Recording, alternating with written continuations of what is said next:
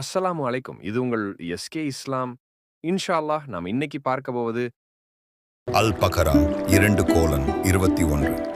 மனிதர்களே, நீங்கள் உங்களையும் உங்களுக்கு முன்னிருந்தவர்களையும் படைத்த இறைவனையே வணங்குங்கள். அதனால் நீங்கள் இறை அச்சமுடையவர்களாக ஆகலாம். அல் பகரா 2:22.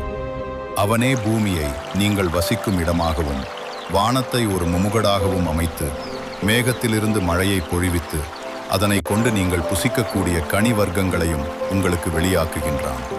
ஆகவே இவைகளையெல்லாம் நீங்கள் தெளிவாக அறிந்து கொண்டே அல்லாஹுக்கு எதனையும் இணையாக்காதீர்கள். அல் பகரா 2:23.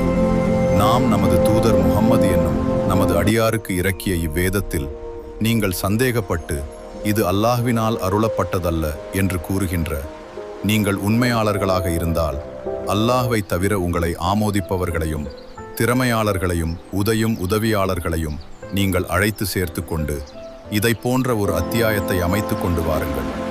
அல் பகரா 2:24. நீங்கள் அவ்விதம் கொண்டு வர இயலாது போனால் உங்களால் நிச்சயம் அவ்வாறு செய்ய முடியாது. மனிதர்களும் கற்களும் இரையாகின்ற நரக நெருப்புக்கு பயந்து கொள்ளுங்கள். அது நிராகரிப்பவர்களுக்கென தயார் செய்யப்பட்டுள்ளது. அல் பகரா 2:25.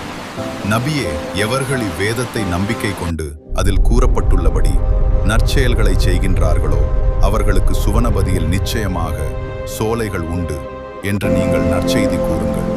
அவற்றில் நீரருவிகள் தொடர்ந்து ஓடிக்கொண்டே இருக்கும்.